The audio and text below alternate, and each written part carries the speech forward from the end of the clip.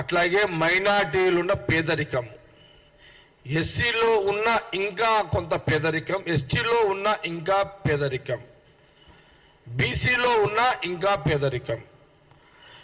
ఇప్పుడున్న జనాభా లెక్కల ప్రకారము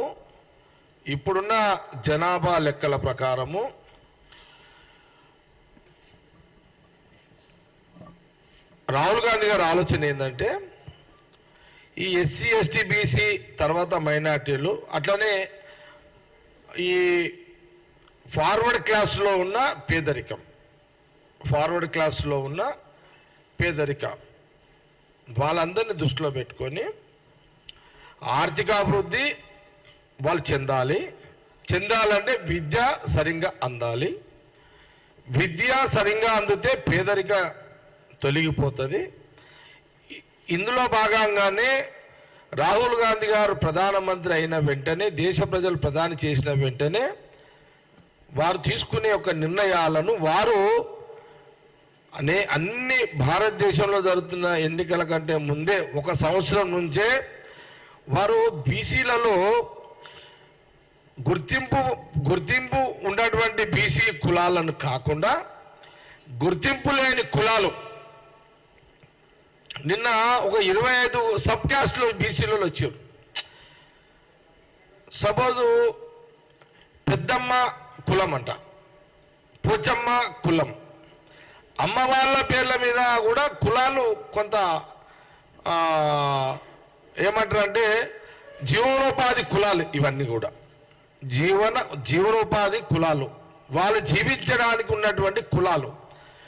వీళ్ళు గుర్తింపు లేని కులాలు కూడా రాహుల్ గాంధీ గారు ఐడెంటిఫై చేసి, అందుకే బీసీలో ఉన్న కులాలు ఏవైతే కొన్ని కులాలు వచ్చినాయో, ఇది కాకుండా గుర్తింపు లేని బీసీ కులాలను కూడా ఈ యొక్క ప్రధానమంత్రి రాహుల్ గాంధీ అయిన వెంటనే వీళ్ళందరినీ కూడా వాళ్ళకు అంటే ఎడ్యుకేషనల్కి, వాళ్ళకు చదువుకోవడానికి గవర్నమెంట్ పరంగా వాళ్ళకు ఆర్థిక సపోర్ట్ కావాలి, ఉద్యోగరీత్యా వాళ్ళకు భద్రత కావాలి, వాళ్ళు వ్యవసాయ పరంగా వాళ్ళకు కావాలి, అట్లాగే బిజినెస్ పరంగా కూడా వాళ్ళకు కావాలి.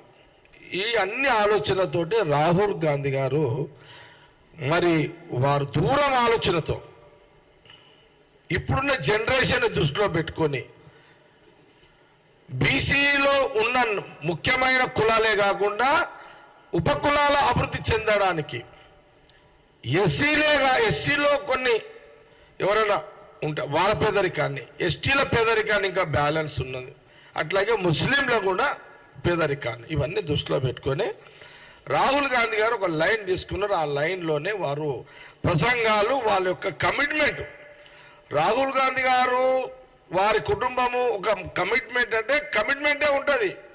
ఈరోజు ఎస్సీ ఎస్టీ బీసీ మైనార్టీలు ఆయన ఆ ఫ్యామిలీ చెప్పిన కమిట్మెంట్ని నమ్మే పరిస్థితిలో దేశ ప్రజలు ఉన్నారు. అది రాహుల్ గాంధీ గారి కుటుంబం యొక్క చరిత్ర.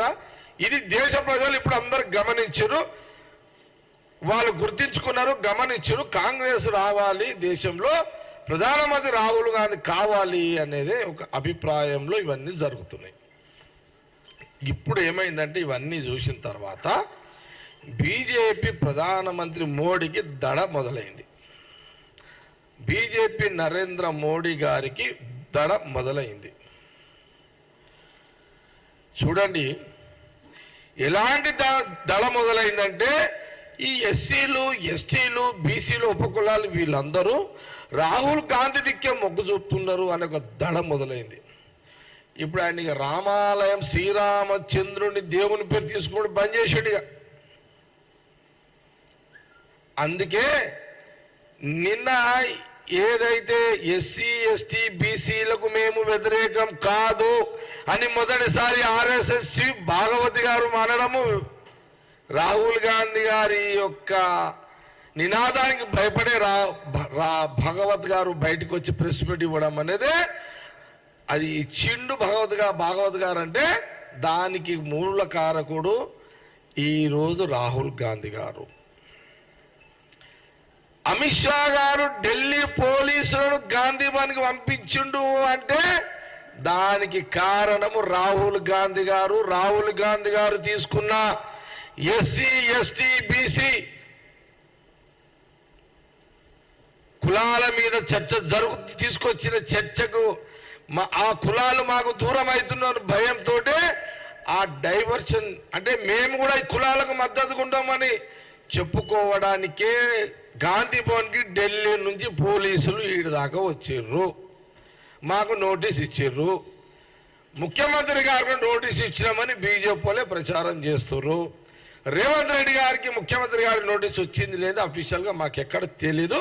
అది మా కాంగ్రెస్ పార్టీ ముఖ్యమంత్రి రేవంత్ రెడ్డి గారు ముఖ్యమంత్రి గారు వారి క్లారిటీ ఇస్తారు. అది చూడండి,